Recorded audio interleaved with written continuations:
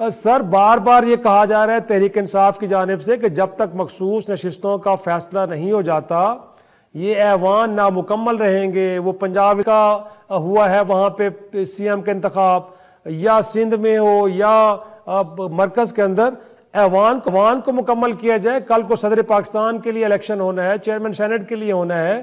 یہ سر باقی ہے تو ایسے کہ ایوان مکمل تو نہیں ہو رہا جب تک یہ فیصلہ نہیں ہو پاتا.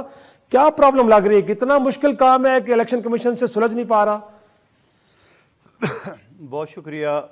سب سے پہلی بات تو یہ ہے کہ ابھی میں لیٹر پڑھ رہا تھا آئی ایم ایف کو، جو لیٹر پی ٹی آئی نے لکھا، اس سے زیادہ میں یہ کہوں گا کہ ظلم ستم کیا ہو سکتا ہے کہ ایک طرف آپ یہ کہتے ہیں کہ الیکٹڈ گورنمنٹ نہیں ہے یا الیکٹڈ اسمبلی نہیں ہے، دوسری طرف آپ کہہ رہے ہمیں ریزرو سیٹیں دی جائے.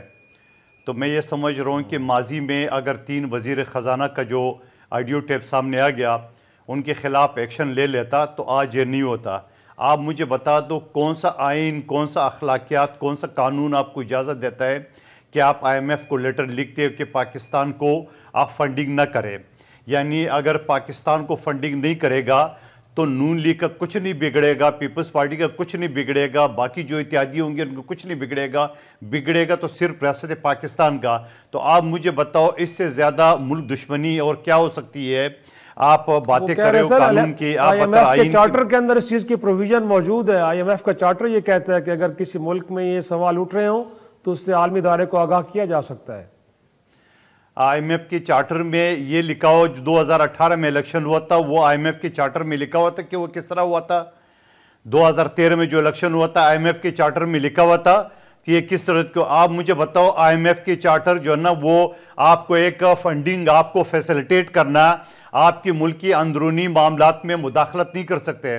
اگر کوئی سیاسی پارٹی اس طرح مداخلت کرتی ہے اور اس طرح آئی ایم ایف کو ایک طرف تو وہ صوبائی حکومت کے مزے لوٹ رہے ہیں، دوسری طرف وہ قومی اسمبلی کی اجلاس جس کو غیر قانونی کہتے ہیں اس میں شمولیت ادا کرے، اور تیسری طرف وہ آئی ایم ایف کو خط لکھے کہ پاکستان کو آپ فیسیلیٹیٹ نہ کرے، یہ الیکٹڈ گورنمنٹ نہیں ہے.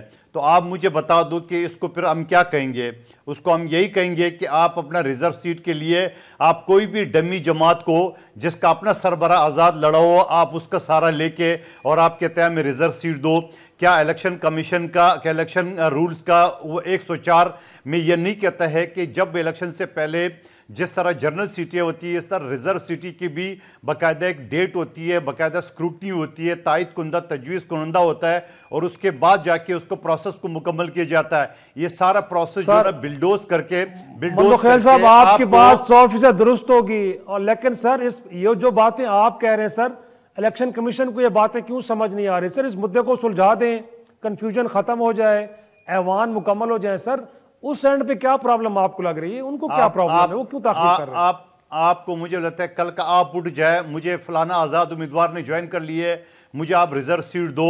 الیکشن کا بھی کوئی قانون ہوتا ہے، کوئی قانون ہوتا ہے. اس طرح تو نہیں ہوتا ہے کہ ایک طرف آپ وزیر اعلیٰ کے کینڈیڈیٹ کو تو آپ نے پی ٹی آئی کا رہنے دیے، آپ نے وزیر اعظم کینڈیڈیٹ کو تو پی ٹی آئی کا رہنے دیے، اور باقی لوگوں کو آپ نے ایک ڈمی سیاسی پارٹی میں آپ نے اس کو شمولیت کرا دی ہے جس کا اپنا سربراہ جو نا وہ الیکشن اپنی پارٹی کے بیس پہ نہ لڑاؤ. تو میں یہ کہتا ہوں کہ یہ مذاق ہے قانون اور قانون کا.